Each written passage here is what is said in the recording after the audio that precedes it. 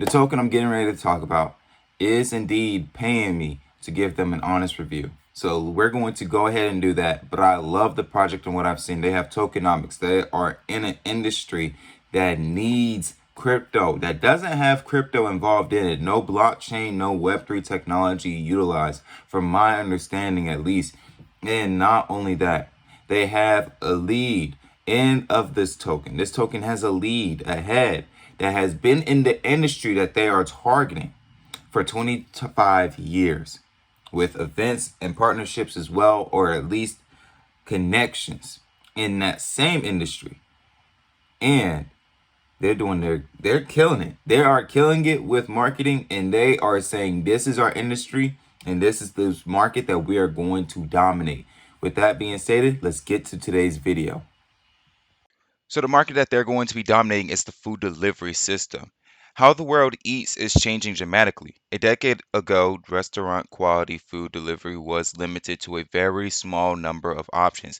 Since that time, food delivery has become a global market worth more than $150 billion, and this has tripled since 2017 alone. With such rapid growth, the evolution and development of the industry has not adapted well with demand, which is crazy.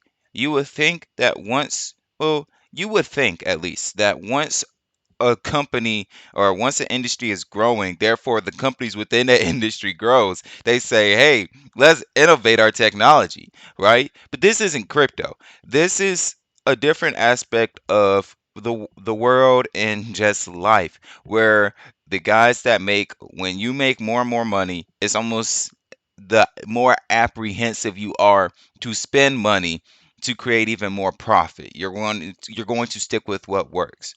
Well, staked is different. In particular, opportunities to deliver services using blockchain technology have not been identified and built until now. And Staked will bring utility to its ecosystem by offering real-world services that assist the hospitality industry and become more efficient, organized, and resilient in the challenging times that the industry faces. The Stake team is built of industry experts who have been in the industry for over 25 years each. That's the difference between surviving and thriving. It's a thin line that our services will allow clients to step over.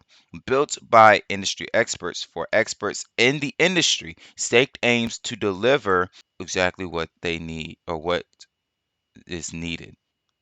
But let's talk about who this team is. This team is combined of John Booski and Mark Yellowly. And John Booski has been in the food service industry since 1997. And not only has he worked at some of the biggest venues in the country, but he has also delivered some of the largest in the country. As a head chef and restaurant owner, John has the firsthand experience understanding what it takes to run a successful food service operation. He has also successfully managed a number of events, including head chef for Commonwealth Games and the closing ceremony. I don't think I have to go into too much detail, but I will.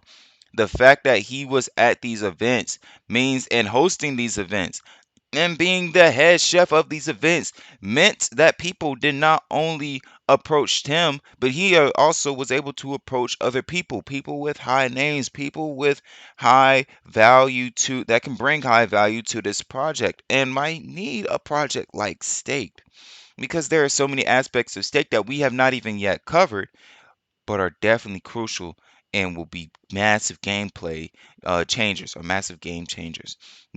Mark Yellowly is a self-employed and has been self-employed in the food service industry for over 25 years after starting his own home-based food business and building it out to multiple retail locations. He is very aware of both the opportunities and the challenges that the industry provides. Drawn to work as a mentor and coach, Mark has assisted many local businesses to create a systemized approach to building resilience and strength into their business models. Through recent work as a commercial lender and business analyst, Mark has been a deep need for hospitality, to have access to services which offer better financial returns and organizational capacity. Mark has joined the SDX team because he believes Stake will build industry-changing utility and that the ecosystem will be built in a way that finally offers ownership to industry to the industry itself. His role is already what Stake will be doing. Stake will be changing. Oh, I haven't even gone into that aspect yet. Y'all give me a second. But let me go ahead and tell you. Stake is going to be offering or it's going to be offering people a better opportunity when it comes to the food delivery system. First off, it's going to be instead of a 15%, instead of the 15% fees that are within the food delivery system, it'll be dropped now because of state to 4%. Not to mention that the blockchain technology is faster than what we are currently using or what a lot of business models are currently using. So not only are you offering a faster, more resilient, more secure technology to companies, but you're also offering a more financially secure and cheaper investment and opportunity to these businesses. So not only do we have the man with the partnerships, the man that is in the industry and that has been the head chef and has operated in multiple big venues and led big venues as the chef. We also have someone that is actually in those doors already, helping businesses create better business models. Ladies and gentlemen, that is the team. Now we go back up to the utility aspect because we was not done up there. One of their focuses is the current foods delivery systems. Current food delivery models have significant challenges that add additional costs to all users of the hospitality system. Hence, that 15% that we discussed earlier. With improved blockchain automation, these issues can be avoided, offering a better product at a lower price. Whether it's higher fees, staffing shortages, or inventory inflation, one of the biggest challenges in the industry at this time is increasing pressure on traditional thin margins. Through our subscription model, Stake will provide an automation platform to help manage challenges and provide a better path forward for the food service and hospitality industry. Fees that are collected through the transaction and monthly subscription fees will route back into the project for buyback and burn and provide rewards for SDX investors, member businesses, and their staffs. So that is something that we have to mention or something that's worth mentioning. This is not a project that is only going to offer on ramp and on chain profit. Off ramp purchases and profit will also come back into the token. Not to mention, there is a Seifu. So this is the security that we have as the investors. This is called the Secure Asset Fund for users. The Seifu was coined and put into place originally by Binance. For a stake, its main priority is to keep our funds or the investors' funds safe just in case something happens to the project, something happens to the contract, to the tokens or the utilities itself. So Stake is committing a percentage, 1% of the of the transactions of each buy and sell to this Seifu pool in order to grow the fund over time to a sizable level, which will also ultimately be an amazing safeguard to the investors and stakeholders as well. And they're going to turn these funds into not stake. So if something happens to stake, that doesn't mean that the funds are lost. No, because they're going to convert these funds into BUSD, USDT, and USDC, minimizing as much risk as possible. So if there is a scenario, not to say that the scenario will come, but they are prepared for that scenario where if something does happen to stake, that they will be able to at least give something rather than nothing. Okay? So that is something that they have to offer. So we now know that there's a utility. They are going to bring in a utility into an industry that is a $150 billion industry and has tripled since 2017. And I don't want to say that this is a good thing, but I believe COVID has a role to play with that 150, that tripling since 2017 because of the distance. Nobody wants to actually and didn't want to actually interact with other people, especially people outside their family, because they didn't want to risk getting COVID. This is amazing. And they're also creating an application. Now, I'm not saying an app as in a mobile app, I'm saying an application. Now, there will be a desktop version of this application. There will be a mobile version of this application, but the application itself will be Web 2. And they do want to move to Web 3 eventually. But the Web 2 version will start off as a local level project, right? This can be considered beta or local or beta, however you want to look at it. But just know this is not going to be something that's going to be released worldwide and be sold off to a bunch of people at the beginning. They will be doing their marketing for sure. But the first steps are to start off locally and help out the people that they can help out and the people that are approaching them.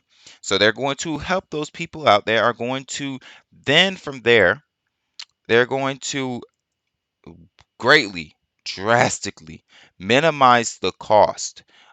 Surplusly, they're going to save companies 75 to 90% of their finances. And that is going to, of their expenses. As far as that, especially when it comes to the food delivery, that is going to bring a lot of profit. That's going to bring in a lot of net income, right? They're going to be local companies there are going to be local companies that are doing a lot better and being a lot more efficient. What is that going to do? It's going to draw the eyes of the bigger companies. How many times do we see bigger companies see a smaller company do something really good and say, hey, we want in on this, or we just want to straight up buy you? This is where state gains that notoriety. And if you're saying, are you sure? Well, let's look at OpenAI and ChatGPT. OpenAI was not looked at as that big of an impact or that big of a player a couple years ago, up until they released ChatGPT. Version 2.5, I believe, is the version that came out very recently. And that is what got a huge spur, a huge momentum into that industry, into ChatGPT, into OpenAI. OpenAI is the company that created ChatGPT. ChatGPT was not first ChatGPT that we know today. It was actually first a version 1, a version 2, a version 2.5, and then I believe it was actually 3 that we actually did see. Anyway, the first version that we saw was not the final version, not the version that actually got a lot of momentum. And it led to Microsoft spending $40 billion to buy 49% of OpenAI. That is what could happen. It's a possibility of what could happen to staked. Not that someone comes in and buys out staked, but people come in and buy staked tokens because staked will be the primary token for this application. Hence, bringing in that off chain revenue or off ramp revenue. Now, we've talked about, I did not want you guys to see the staking yet, but there is that opportunity as well. But I want you guys to look at this first, which is the staked tokenomics. There's going to be a 12% buy tax and there's going to be a 16% sales tax. The buy tax, 5% of it is going to go to the holders in the form of BUSD. 3% is going to go to the operational costs. 1% will go to the service utility, and another 1% will go to that safer that we talked about earlier, while 2% will be going to the liquidity pool. Now, there's this 4% increase, 3% more they're going to add 3% to the current distribution of BUSD to the holders, and they're going to add an additional 1% to the service utility. That is the tokenomics. So in whole, 8% for the sales, because I did not go over the full rundown for the sales. 8% will be going to the BUSD. are going to the rewards to distribute back out to the holders in the form of USD. 3% will be going to the operational costs. 2% will be going back into the liquidity pool to create that stable price floor. 2% will go to the service utility, and 1% will go to the safe food utility as well. Ladies and gentlemen, that is a lot of safe food. We also have the staking opportunity where they're going to be offering as soon as this, or not as soon, but once the token is launched, they're going to be offering in that same time period a higher APY pool percentage for staking. And this is to offer as much opportunity for the original investors of this project. A lot of people refer to crypto as a Ponzi scheme because it profits the people that originally got in and bought in. Well, let me put it like this. The reason why your family means so much to you is because they were there for you, or for a lot of you.